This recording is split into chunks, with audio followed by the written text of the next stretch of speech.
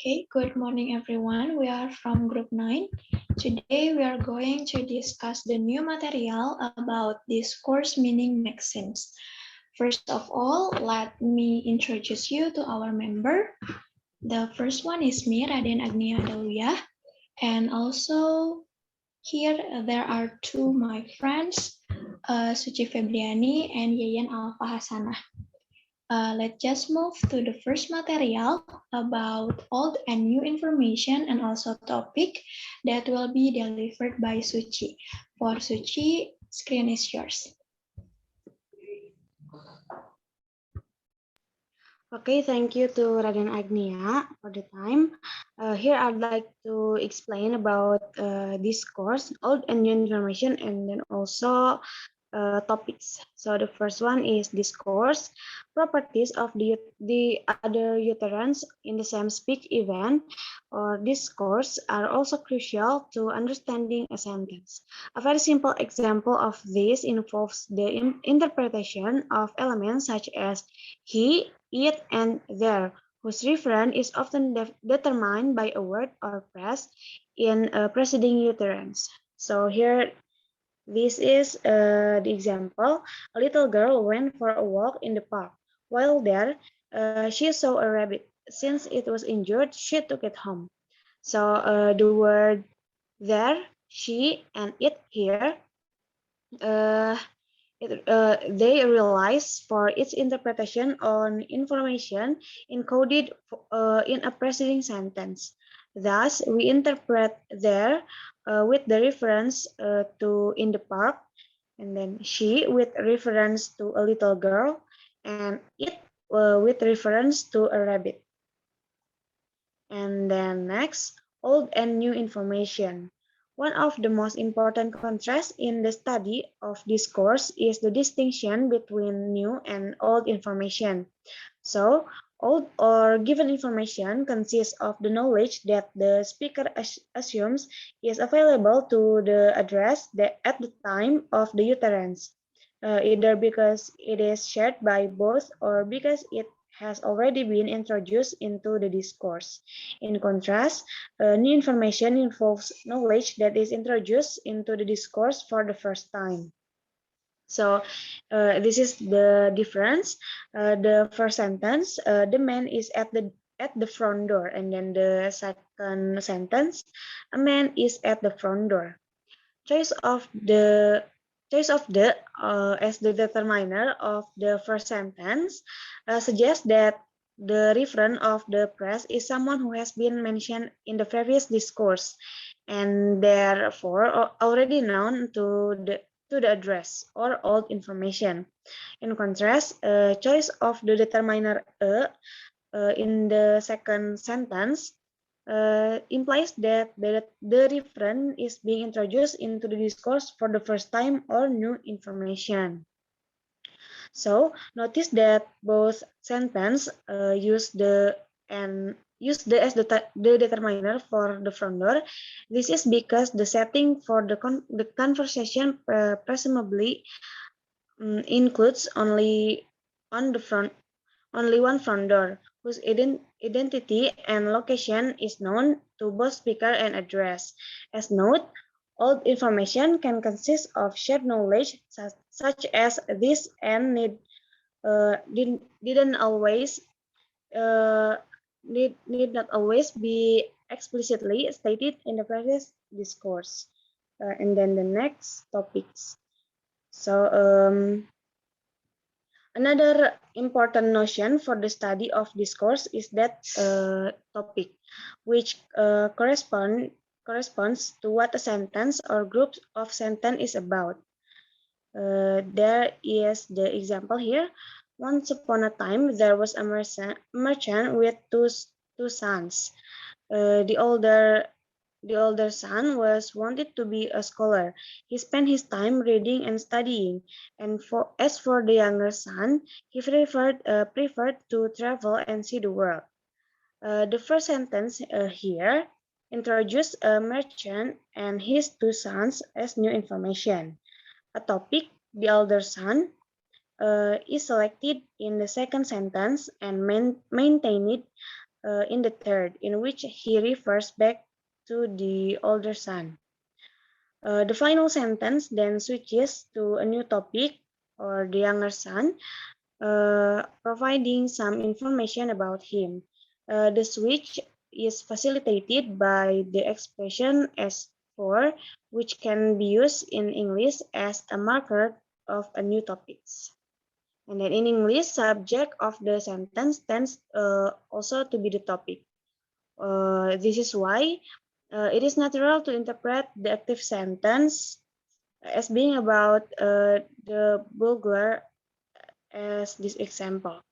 The police chased the burglar, and the sentence, the burglar was chased by the police. In some languages, a special affix is used to identify the topic. So here there are the conversation of speaker A and speaker B.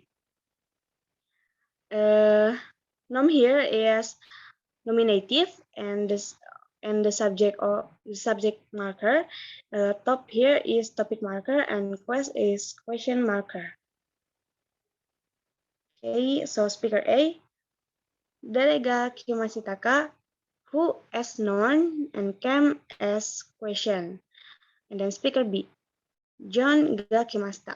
John as noun came. And then the speaker A, John wa dareto kimasitaka.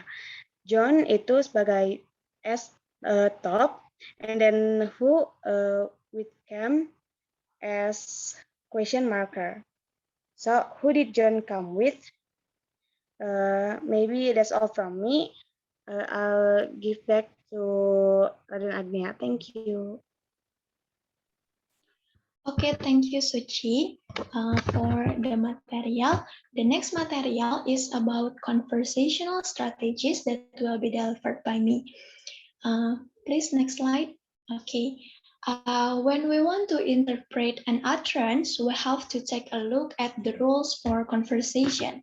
So what is the rules for conversation? It is our understanding of how language is used in particular situation to convey a message.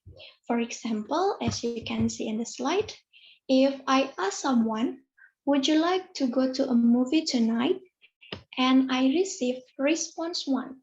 I have to study for an exam. I know that the other person is declining my invitation, even though there is nothing in the literal meaning of the response 1 that says so. In other words, we can say that the response 1 is conversational implication, or we can say that it is, we can infer something from what the speaker said without the speaker said what it actually is. Even though the response 1 does not contain an explicit answer, it is still appropriate as a response to the question. You can see the response 2 here. I have to comb my hair. It is not appropriate response to the question.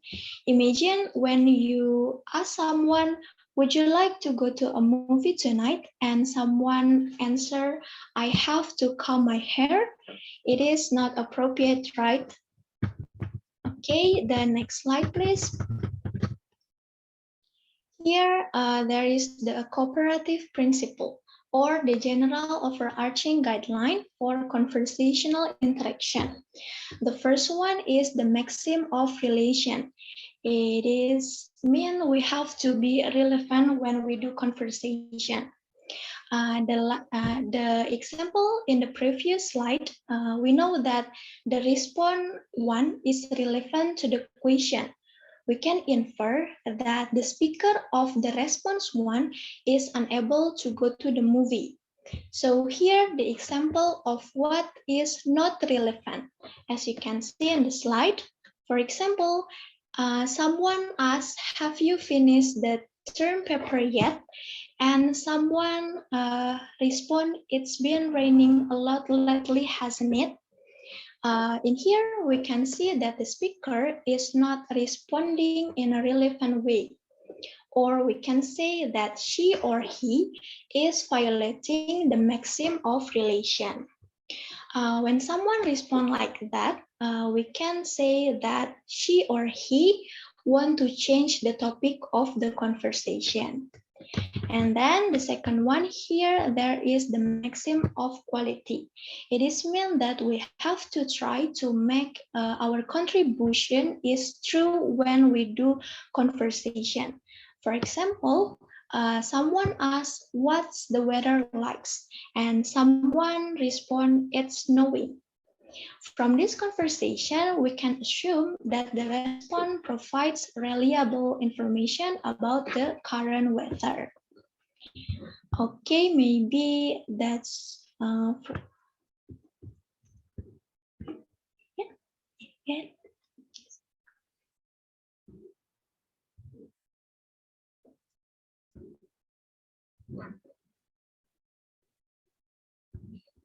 Hello, is my voice clear? Okay, thank you, moderator. Okay, the next topic, it's still about corporate principle that I will continue explain the other type of conversational maxim. Okay, for the third is the maxim of quantity. It introduces some very subtle guidelines into a conversational. In other words, don't make your contribution more or less informative than required. So, in this pedoman percakapan dalam kasus ini, quantity, kita hanya perlu merespon seperlunya saja atau yang dibutuhkannya saja gitu ya. Contribution more or less informative than required. So, for the example, misal jadi misalkan ada contohnya seorang bertanya where a famous American author lives, and then the response is in Mississippi. The nature of our response will depend in large part on how much information we believe to appropriate for that point in the conversation. Jadi berapa banyak part informasi yang kita dapatkan, yang kita percayai itu dibutuhkan gitu ya. Jadi kalau misalkan yang menanyakannya secara general, maka kita jawab juga secara general. Kalau misalkan orangnya menanyakan secara spesifik, maka kita jawab juga secara spesifik. If that person wants to visit the author, then we have to give much more specific information, perhaps even an address. Jadi kita juga kalau misalkan yang nanya spesifik, maka kita juga menjawabnya secara spesifik kayak gitu. There's also being misleading or will violating the maxim of quantity. Nah, ada conversation yang bisa melanggar dari maxim of quantity ini. For example, misal ada orang who asks, yang bertanya gitu ya, where is Agnia, for example, and then you respond, Agnia is going to the downtown or something like, Agnia pergi ke suatu tempat gitu ya, dan kamu tidak menjawabnya secara spesifik, tapi kamu tahu di mana Agnia berada dan Agnia tidak mau melihat orang ini atau tidak mau bertemu dengan orang ini, dan kamu menjawab secara kekurangan saja gitu ya, enggak secara komplitnya. Nah, dalam kasus ini, by this case, you give less information than is appropriate. It means you violated maxim of quantity. Okay, next. For the fourth is the maxim of manner. It is you have to avoid ambiguity and obscurity, be brief and orderly. You have to avoid ambiguity, menghindari ambigu, ambigu gitu ya, kata ambigu dan juga ketidakjelasan. Juga kamu juga harus menyampaikan secara singkat dan juga teratur. For example, ada seseorang yang menanyakan who is he, and then you respond Mary's husband. So it's mean that dia adalah Mary's husband. Jadi itu jelas ya, jelas tanpa ambigu. jawabannya. Nah, ada juga yang menanyakan who is he, and then you respond a particular person as the man who Mary lives with. Nah, yang mendengar will be justified in concluding that the man is questioned is not Mary's husband. Jadi, ini juga bisa dibenarkan karena deskripsi yang lebih singkat dan juga tidak kabur. Nah, kalau misalkan dalam conversationalnya ambigu, so it's mean you violated the maxim of manner. Okay, next slide.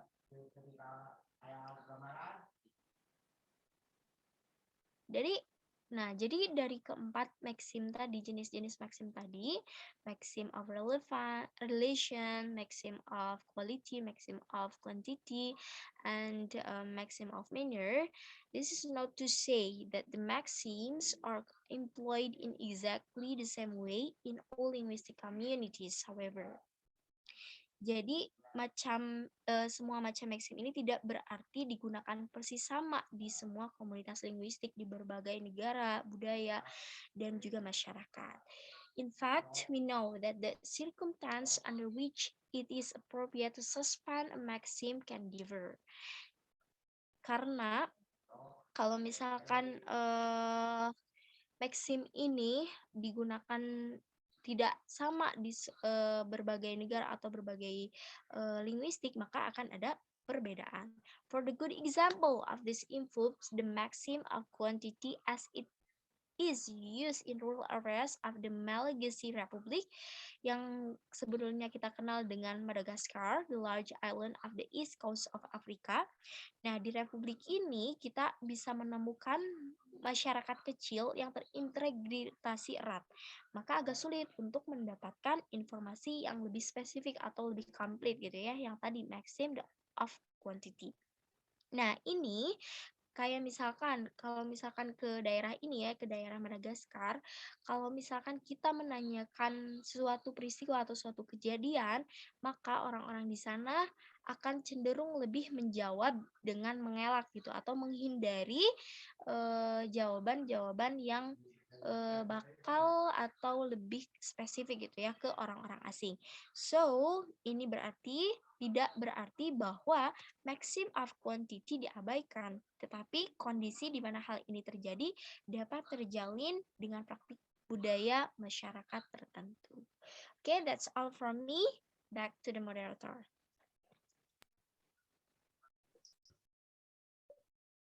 Okay, thank you, Yayan and Suci, for delivering the material. Maybe that's all that our group can deliver.